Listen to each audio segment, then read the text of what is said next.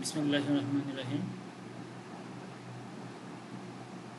এই মুহূর্তে যারা এই ভিডিওটি দেখছেন সকলকে সাদর সম্ভাষণ। আমি বহুদিন ধরে চেষ্টা করতেছিলাম যে একটি প্রেজেন্ট ইনডিফিনিট টেন্সের ভিডিও তৈরি করার জন্য।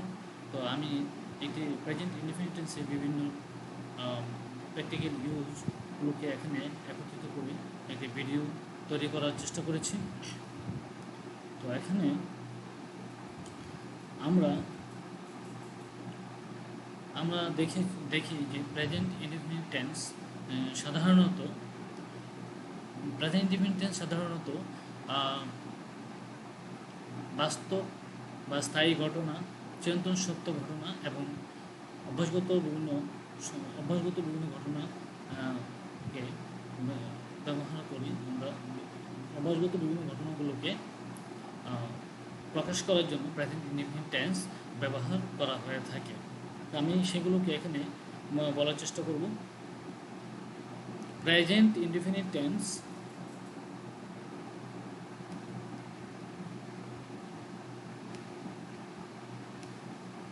এখন প্রেজেন্ট ইনডিফিনিট টেন্স আমরা যখন প্রেজেন্ট ইনডিফিনিট টেন্স ব্যবহার করি তখন এম ইজারের বিভিন্ন ব্যবহার দেখতে পাই। তারপরে am to is to are to ব্যবহার, হ্যাভ টু হ্যাজ টু এর ব্যবহার এবং সাবজেক্টের পরে প্রিন্সিপাল ভার্বের ব্যবহারগুলো আমরা করে থাকি। তো প্রেজেন্ট ইনডিফিনিট টেন্সের ক্ষেত্রে আমরা এখন দেখব কীভাবে সাবজেক্টের পরে ভার্ব এবং অবজেক্ট বা কমপ্লিমেন্ট বসে বা আদার ওয়ার্ডসগুলো বসে এবং কীভাবে নেগেটিভ করা যায় এবং কীভাবে এটাকে প্রশ্ন করা যায়।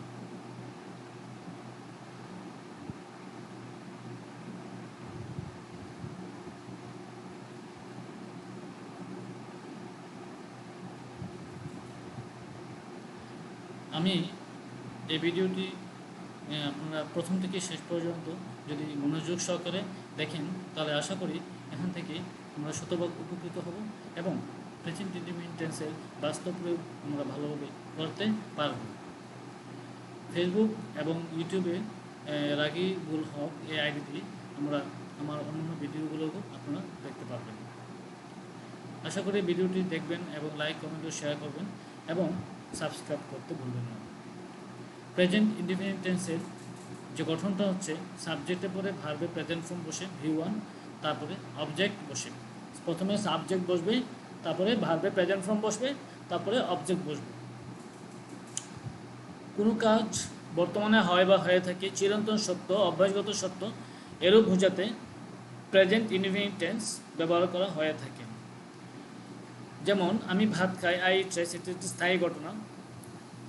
কারণ আমি ভাত খাই এটা নর্মালি বিবৃতি। আমি ভাত খাইতেছি যদি হইতো তাহলে বোঝা গেছে তো খাচ্ছে বা একটু করে শেষ হয়ে যাবে, কিন্তু আমি ভাত খাই এটা সচরাচর একটা স্থায়ী ঘটনা। সূর্য পূর্ব দিকে উদিত হয়, the sun rises in the east, এটি একটি চিরন্তন সত্য ঘটনা। সে সদা সত্য কথা বলে, he always speaks the truth, এটি একটি অভ্যাসগত সত্য ঘটনা। তো এইভাবে আমরা প্রেজেন্ট ইনডিফিনিট টেন্সগুলো তৈরি হয়ে থাকে। প্রথমে সাবজেক্ট, তারপরে ভার্বের প্রেজেন্ট ফর্ম বসবে, তারপরে অবজেক্ট বসবে। এখন সাবজেক্ট হিসেবে এই সাবজেক্ট কী কী থাকে আমরা একটু দেখব। 4 প্রকারের সাবজেক্ট থাকতে পারে। First person singular number, second person singular number, third person singular number, plural number থাকে। ফার্স্ট পারসন হচ্ছে I, second person you, third person হচ্ছে হি, শি, ইট। যে কোনো নাম যেমন রহিম, ইসরাফিল, রাজীব, সাকিব, সাইবার, সিয়াম হতে পারে, সাকিব। যে কোনো নাম হতে পারে, যে কোনো দেশের নাম হতে পারে, বাংলাদেশ। যে কোনো শহরের নাম হতে পারে, ঢাকা। যে কোনো গ্রামের নাম হতে পারে, যেমন ষাটশালা। এরকমভাবে বিভিন্ন নাম হতে পারে। তারপরে প্লুরাল সাবজেক্ট যেগুলো আছে আমরা দেখব যে প্লুরাল হচ্ছে একের অধিক। যেমন এখানে আছে they, we, boys, girls, parents, students. এগুলো হচ্ছে প্লুরাল সাবজেক্ট। তো আমি এখন দেখব আয়ের সাথে কি বসে। আয়ের সাথে অক্সিলারি ভার্ব এম বসবে, আর ইউর সাথে অক্সিলারি ভার্ব আর বসে। আর third person singular number he, she, it বা যে কোনো নাম, এগুলোর সাথে অক্সিলারি ভার্ব ইজ বসে এবং আর বসে হচ্ছে প্লুরাল সাবজেক্টের সাথে আর বসে। এখন আমরা দেখব যে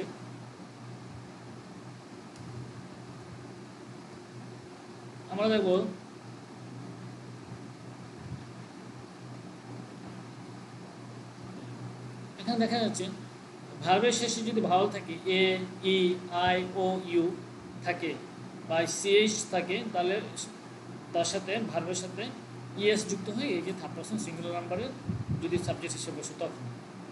আবার থার্ড পারসন সিঙ্গুলার নাম্বারের পরে ভার্বের সাথে এস বা ইএস যুক্ত হয়, ইএস যুক্ত হয় ভার্বের শেষে যদি ভাওয়াল থাকে অথবা সিএইচ থাকে, আর এস যুক্ত হয় যদি ভার্বের শেষে কনসোনেন্ট থাকে।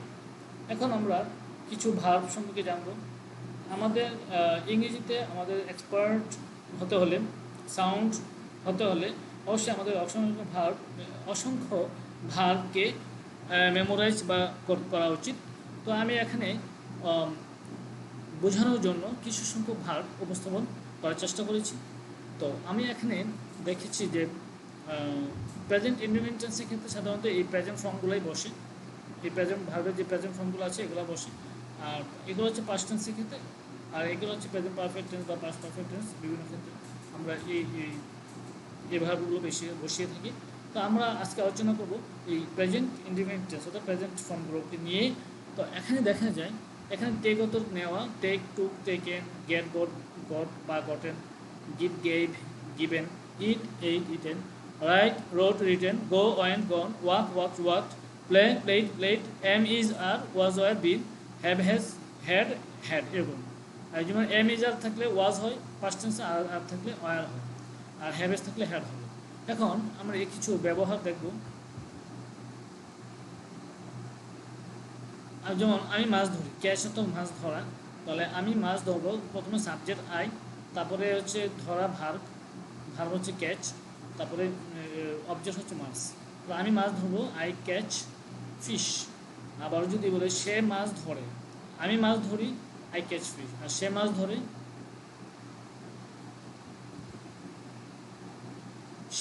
ধরে,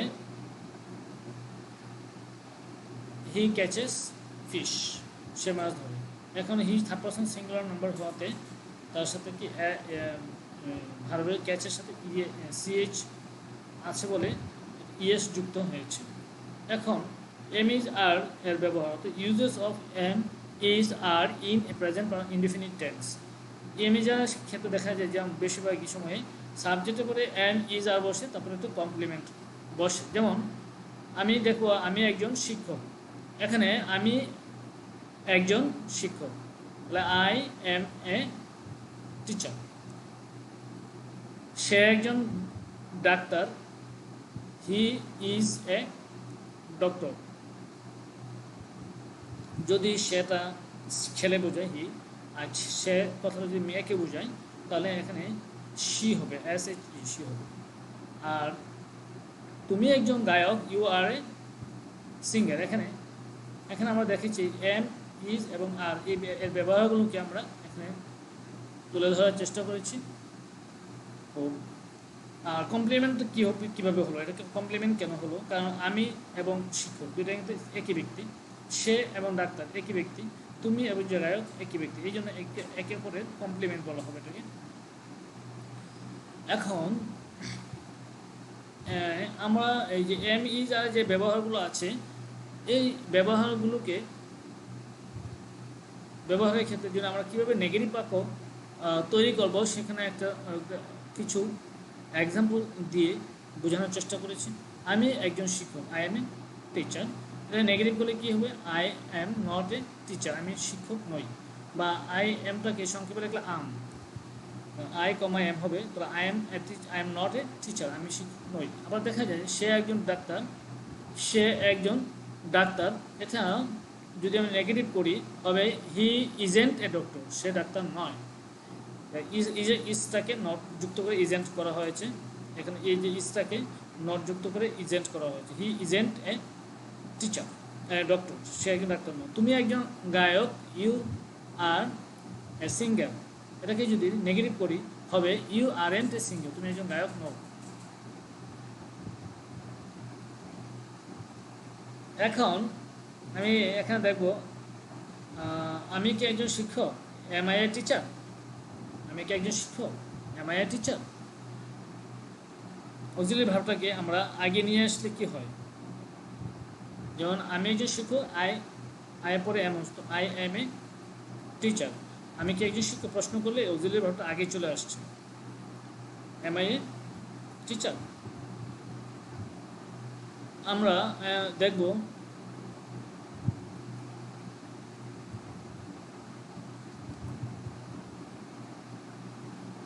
আমি কি শিক্ষক নই, তখন অ্যান্ড আই এ টিচার। আমি কি শিক্ষক নই, এখানে এম এর সাথে তো নট যুক্ত করে দিয়েছি। প্রশ্ন করলে নেগেটিভ প্রশ্ন করলে সে কি একজন ডাক্তার? আমরা এর আগে দেখেছি সে একজন doctor, he is a doctor. কিন্তু এখানে প্রশ্ন করা হয়েছে সে কি একজন ডাক্তার, তখন ইজটাকে আগে চলে আসবে, বসাতে হবে। যেমন ইজ হি এ ডক্টর, সে কি একজন ডক্টর।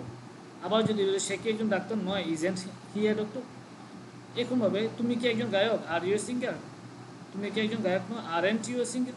এখানে আর এর সাথে নট যুক্ত হয়েছে, তুমি কি একজন গায়ক নও। বা সাকিব একজন শিক্ষক, সাকিব ইজ এ, দেখি সাকিব একজন শিক্ষক, সাকিব ইজ এ টিচার। এখানে নেগেটিভ করলে কি হবে? আচ্ছা, এটাকে যে প্রশ্ন করি তাহলে এই ইজটা সাকিবের আগে চলে আসবে। যেমন is Sakib a teacher, Sakib কি একজন শিক্ষক। আবার দেখা যায় এটাকে যদি সাকিব একজন শিক্ষক না, নেগেটিভ করলে কি হবে?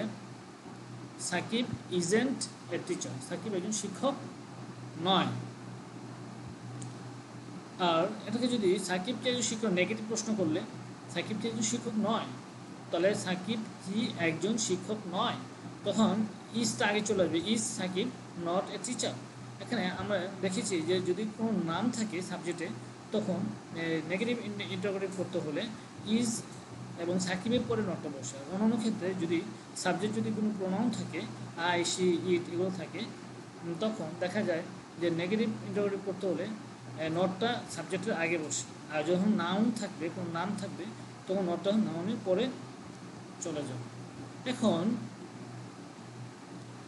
আমরা দেখব uses of am to is to are to in a present indefinite tense. Present indefinite টেন্সের ক্ষেত্রে এই am to is to are to এগুলোর ব্যবহারটা আমরা দেখব।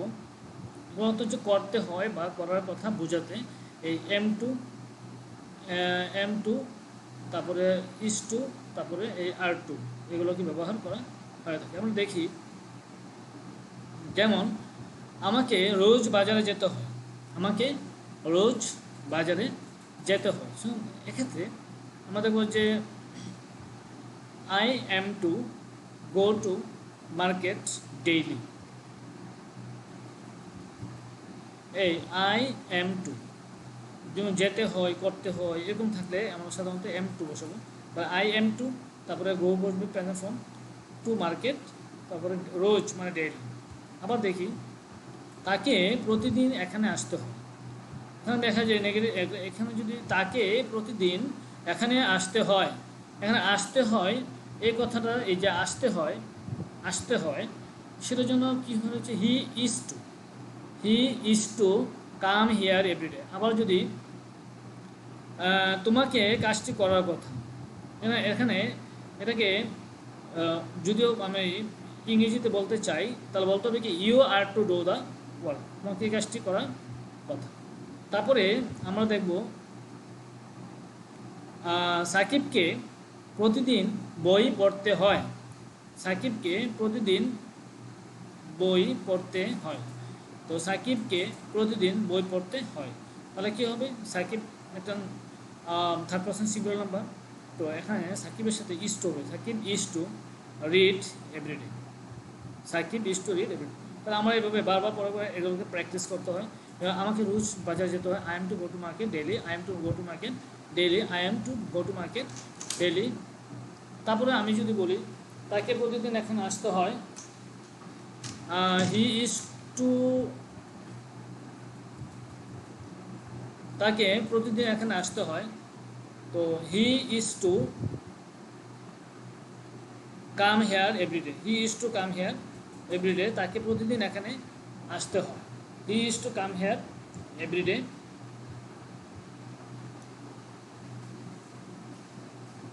তোমাকে কাজটি করার কথা, you are to do the work, তোমাকে কাজটি করার কথা, you are to do the work, তোমাকে কাজটি করার কথা।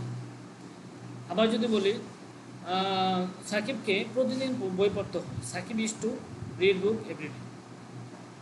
তো এখানে একত্রভাবে বারবার করে আমরা বিভিন্ন ওয়ার্ড, যেমন এখানে বা যেতে হয় গো, বা আমাকে প্রতিদিন বাজারে যেতে হয়, I am to go to market daily, আমাকে প্রতিদিন কাজটি করতে হয়, I am two do the work daily বা এভরিডে, প্রতিদিন কাজটি করতে হয়। এভাবে বারবার বারবার রিপিট আফটার রিপিট, তো বারবার পরে প্র্যাকটিস করে আমার মুখে জড়তাও কাটানো যাবে, এবং কি ইংরেজিতে বলার এবং দক্ষতাও তৈরি হবে। I am to go to market daily, তাকে প্রতিদিন এখানে আসতো, he is to come here everyday. এভাবে আমরা আবার যদি দেখি কিছু হ্যাভ টু এবং হ্যাজ টু এর ব্যবহার, তো এখানে দেখা যায় যে uses of has to in a present indefinite tense. Present indefinite টেন্সে হ্যাভ টু এবং হ্যাজ টু এর ব্যবহার। হ্যাভ টু এবং হ্যাজ টু আমরা কখন ব্যবহার করি? যখন করতে হবে, কোনো কিছু করতে হবে বোঝায়, তখন আমরা হ্যাভ টু এবং হ্যাজ টু ব্যবহার করে থাকি। যেমন আমি যদি বলি যে আমাকে এখন ঘুমাতে হবে, আমাকে এখন ঘুমাতে হবে, তাহলে কি হবে? I have to sleep now, আমাকে এখন ঘুমাতে হবে, আমাকে এখন I have to sleep now. আবার যদি বলি তাকে অনেক পড়তে হবে, তাহলে he has to study more, তাকে অনেক পড়তে হবে, he has to study more. আবার যদি বলি তোমাকে বাজারে যেতে হবে, তাহলে you have to go to market, তোমাকে বাজারে যেতে হবে, you have to go to market. এখানে ইউটা হচ্ছে ইউ সেকেন্ড পারসন, তার জন্য এখানে হ্যাভ টু, আর তাকে he third person singular number, এখানে হ্যাজ টু, আর আই হচ্ছে ফার্স্ট পারসন সিঙ্গুলার নাম্বার, এখানে হ্যাভ টু ব্যবহার করতে হয়েছে। তো আমি এখন দেখব আমাকে এখন ঘুমাতে হবে, I have to sleep now, তাকে অনেক পড়তে হবে, he has to study more, তোমাকে বাজারে যেতে হবে, you have to go to market. তাদের এই কাজটি করতে হবে, তাদের এই কাজটি করতে, তখন they have to do this work. তাদের কথাটা যখন আমরা সাবজেক্ট হিসেবে দে, তারপরে have to do the work, তারপর আমরা জানি কি টু এর পরে সবসময় ভার্বের প্রেজেন্ট ফর্ম বসে, টু এর পরে ভার্বের প্রেজেন্ট ফর্ম বসে। তো তাদের এই কাজটি করতে হবে, they have to do this work, তাদের এই কাজটি করতে হবে। এখন আমি দেখবো যে সিয়াম এখন বাড়ি যেত, সিয়ামকে এখন বাড়ি যেতে হবে, তাহলে কি হবে? সিয়ামকে এখন বাড়ি যেতে হবে, তাহলে Siam third person singular number, has to, তাহলে Siam has to go to home now, Siam has to go home now, সিয়ামকে এখন বাড়ি যেতে হবে। এখন আমরা দেখব যে হ্যাজ টু এবং হ্যাভ টু দিয়ে যে কোনো প্রশ্ন করি কীভাবে করা যাবে। আমাকে এখন ঘুমাতে হবে, I have to sleep now, আমাকে কি এখন ঘুমাতে হবে? হ্যাভ আই টু স্লিপ নাও?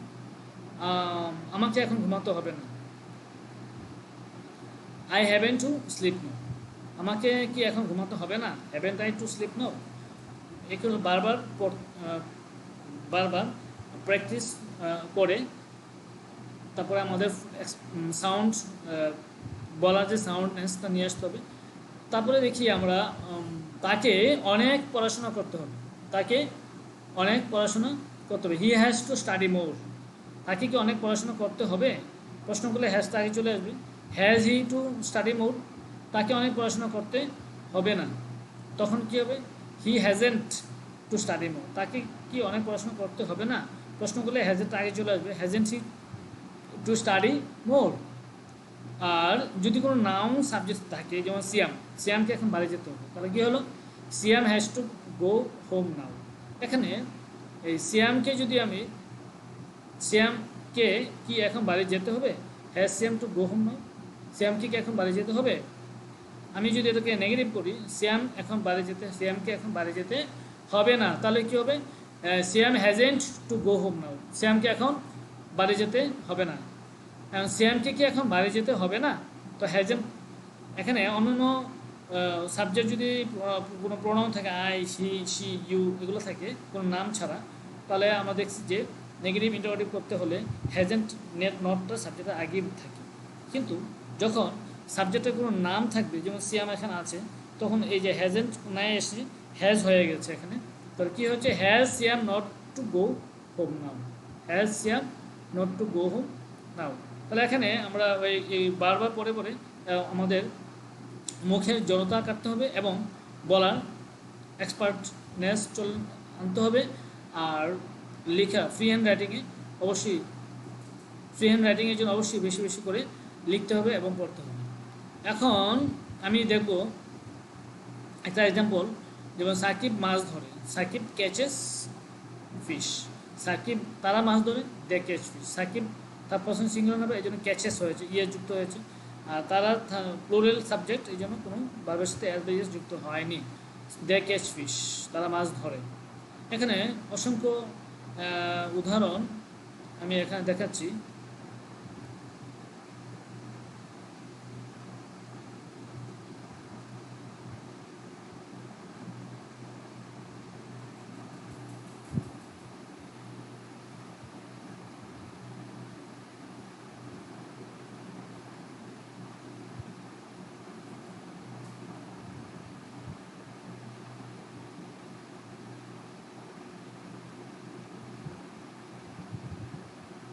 এখানে দেখা যায় যে ধরা, ক্যাচ অর্থ ধরা, গো অর্থ যাওয়া, রিড অর্থ পড়া।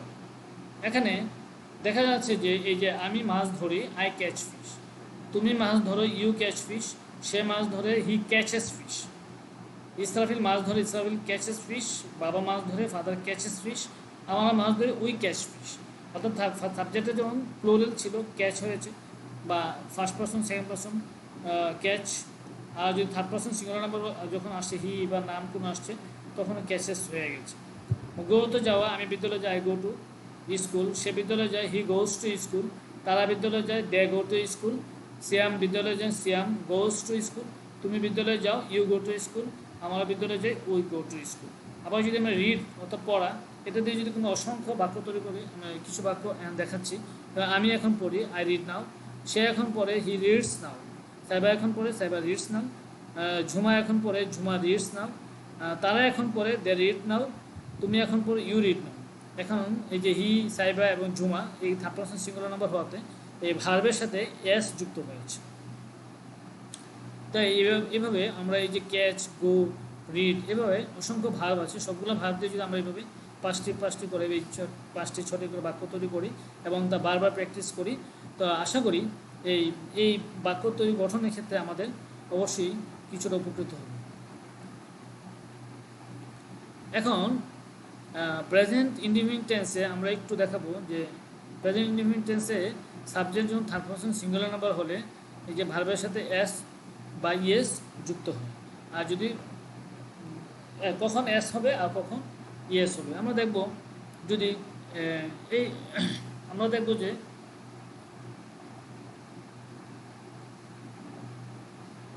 ভার্বের শেষে যদি ভাওয়েল থাকে, যেমন এ, ই, আই, ও, ইউ, এই ভাওয়েল থাকে এবং সিএস থাকলে ইএস যুক্ত করতে হয়। আর ভার্বের শেষে যদি কোনো ওয়াই থাকে, ওয়াই উঠে গিয়ে আই ইএস যুক্ত করতে হয়। যেমন কিছু কিছু ক্ষেত্রে আমি দেখাচ্ছি এখানে এক্সাম্পল হিসেবে, যেমন হি ক্যাচেস ফিশ, হি ক্যাচেস ফিশ। আবার সাইবা গোজ টু স্কুল। আবার দেখেন bird flies in the sky, এই যে ফ্লাইস হয়েছে, আই এ যুক্ত হয়েছে। আর ভার্বের শেষে যদি কনসোনেন্ট থাকলে, ভার্বের শেষে কনসোনেন্ট থাকলে তার সাথে এস যুক্ত করতে, এই যে এস যুক্ত করতে হয়। এক্সাম্পল হিসেবে জোনাকি ইটস রাইস, জোনাকি ভাত খায়। জিহাদি প্লেইস ফুটবল, জিহাদি ফুটবল খেলে। Jhuma walks in the morning, Jhuma সকালে হাঁটে। এখানে এই যে সাবজেক্টের জন্য থার্ড পারসন সিঙ্গুলার নাম্বার বা কোনো নাম হয়েছে, তো ভার্বের সাথে এস যুক্ত হয়েছে। যেহেতু ভার্বের শেষে কনসোনেন্ট আছে, ওয়াই, জি, ওয়াই এবং কে কনসোনেন্ট আছে, তখন এস যুক্ত হয়েছে। মাঝে মাঝে যেমন ফ্লাই ক্ষেত্রে ফ্লাইস হবে, আই এ যুক্ত হবে। তো এখন আমি কিছু উদাহরণ দেখাবো, এক্সাম্পল। যেমন আমি মাছ ধরি, আই ক্যাচ ফিশ। আমি কি মাছ ধরি? কিছুক্ষণ আগে আমরা কিন্তু দেখিয়েছি যে M2:R2, have to, has to এর ব্যবহারটা। M2:R2 হচ্ছে করতে হয়, কোনো কিছু করতে হয়, আমাকে প্রতিদিন এই কাজটা করতে হয়, আমাকে প্রতিদিন গোসল করতে হয়। I am to take bath everyday. আমাকে প্রতিদিন স্কুলে যেতে হয়, I am to go to school everyday। আবার হ্যাভ টু, আমাকে এখন যেতে হবে, I have to go now. আমাকে এখন ঘুমাতে হবে, I have to sleep now. আমাকে এখন মাছ ধরতে হবে, I have to catch fish now. এভাবে আমরা হ্যাভ টু এবং M2:R2 ব্যবহার শিখেছি। তারপর আমরা দেখলাম যে এম ইজ আরের ব্যবহার আমরা দেখেছি, কীভাবে নেগেটিভ করতে হয়, এম এর সাথে নট যুক্ত, ইজের সাথে নট যুক্ত করে নেগেটিভ করতে হয়, এবং অক্সিলারি ভার্বটাকে প্রথমে নিয়ে এসে, সাবজেক্টের আগে নিয়ে এসে আমরা প্রশ্ন করে শিখেছি। এখন আমি দেখব যে সাবজেক্টের পরে ভার্ব যেটা আসে, সেটা যদি ওই ভার্বটা যদি মেইন ভার্ব হয়, স্ট্রং ভার্ব বা উইক ভার্ব, ওই ওই ওই ওই রকমের ভার্ব যদি বসে সাবজেক্টের পরে, তখন আমরা ডু ডাজের ব্যবহারগুলো আমরা ব্যবহার করব। কীভাবে ডু এবং ডাজের ব্যবহার করা হয় আমরা দেখব। যে এখানে আমি মাছ ধরি, আই ক্যাচ ফিশ। এখানে যদি আমি প্রশ্ন করি, এখানে কিন্তু অ্যামিজার নাই, হ্যাভ হ্যাজ নাই, তখন মেইন ভার্ব আছে। যে এই যে প্রিন্সিপাল ভার্ব যদি থাকে, তখন এগুলো আমি দেখব এটা কোন টেন্সে। যদি প্রেজেন্ট টেন্সে থাকে, প্রেজেন্ট ইনডিফিনিট টেন্সে বা প্রেজেন্ট টেন্সের ক্ষেত্রে আমরা জানি ডো অথবা ডাজ, ডো অথবা ডাজের ব্যবহার এখন আসবে। এখন দেখব আমি কি মাছ ধরি, এখানে যদি এটা প্রেজেন্ট টেন্স, এখন ডো হবে। যদি এটার সাথে ইয়েস যুক্ত হতো, তা ডাজ হতো। তাহলে আমি কি মাছ ধরি, ডু আই ক্যাচ ফিশ, ডোটা আগে আসছে। আবার আমি মাছ ধরি না, তখন কী হয়, আই ডো নট বা আই ডোন্ট ক্যাচ ফিশ, আমি মাছ ধরি না। আমি কি মাছ ধরি না, তো ডন্ট আগে চলে আসবে, ডন্ট আই ক্যাচ ফিশ, আমি কি মাছ ধরি না। তো আমি মাছ ধরি, আই ক্যাচ ফিশ। আমি কি মাছ ধরি, ডু আই ক্যাচ ফিশ, আমি মাছ ধরি না, আই ডোন্ট ক্যাচ ফিশ, আমি কি মাছ ধরি না, ডন্ট আই ক্যাচ ফিশ। এভাবে আমরা বিভিন্ন, যেমন মাছ ধরা, ক্যাচ, আরও বিভিন্ন ওয়ার্ড আছে, ইট, তারপরে আছে প্লে, ওয়াক, বিভিন্ন ওয়ার্ড ভার্ব আছে। এগুলো দিয়ে আমরা এভাবে বাক্য নিজেরা তৈরি করব এবং তা মুখে বলার চেষ্টা করে, এবং বেশি বেশি করে পড়ে আমার এখানে আমার সাউন্ড, স্পিকিংয়ে সাউন্ডেস নিয়ে আসতে হবে। আর এখন আমি দেখব সাবজেক্টটা যদি থার্ড পারসন সিঙ্গুলার নাম্বার হয়, যেমন হি হয়েছে, সে বাজারে যায়, তাহলে কী হবে, হি গোজ টু মার্কেট, সে বাজারে যায়। তো এখানে যে ভার্বের সাথে যে ইএস আছে, এই যে ইএস আছে, এই জন্য কী হবে, এটাকে যদি এটার সাথে ডাজের ব্যবহারটা আসবে। যেমন সে কি বাজারে যায়, does he go to market, সে কি বাজারে যায়, does he go to market, সে কি বাজারে যায়, does he go to market, সে কি বাজারে যায়। তারপরে যদি আমি দেখি সে বাজারে যায় না, তাহলে কি হবে, এখানে he doesn't go to market, সে বাজারে যায় না। এই ডাজের ব্যবহারটা আমার এখানে আসবে যদি ভার্বের শেষে যদি ইয়েস থাকে, অথবা সাবজেক্টটা যদি থার্ড পারসন সিঙ্গুলার নাম্বার হয়, তাহলে আমরা ডাজের ব্যবহারটা করবো এখানে। যেমন does he go to market, he doesn't go to market. আমরা জানি যদি ডাজের ব্যবহারটা করা হয়, তখন ওই যে ভার্বের সাথে ইয়েসটা থাকবে না। এখন আবার দেখো, সে কি বাজারে যায় না, doesn't he go to market, সে কি ডাজেন্ট আগে চলে আসবে।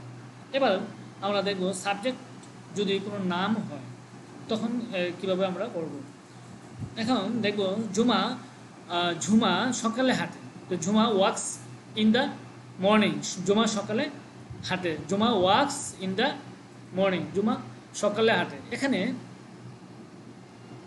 ঝুমা কি সকালে হাঁটে, ঝুমা কি সকালে হাঁটে, তাহলে কী হবে, ডাজ হবে আগে, does Jhuma walk in the morning. যেহেতু এখানে থার্ড পারসন সিঙ্গুলার নাম্বার, সেখানে ডাজের ব্যবহার, ফার্স্ট পারসন, সেকেন্ড পারসন এবং প্লুরাল সাবজেক্টের ক্ষেত্রে ডো এর ব্যবহারটা করবো। আর যদি কোনো নাম থাকে বা থার্ড পারসন সিঙ্গুলার নাম্বার থাকে, তখন আমরা ডাজের ব্যবহার করব প্রেজেন্ট ইনডিফিনিট টেন্সের ক্ষেত্রে। এখন দেখব জুমা কি সকালে হাঁটে, ডাজ জুমা ওয়াক ইন দ্য মর্নিং। আর যদি বলে জুমা সকালে হাঁটে না, তাহলে কী হবে, জুমা doesn't walk in the morning, জুমা সকালে হাঁটে না। জুমা কি সকালে হাঁটে না, তখন কী হবে, ডাজ জুমা not walk in the morning.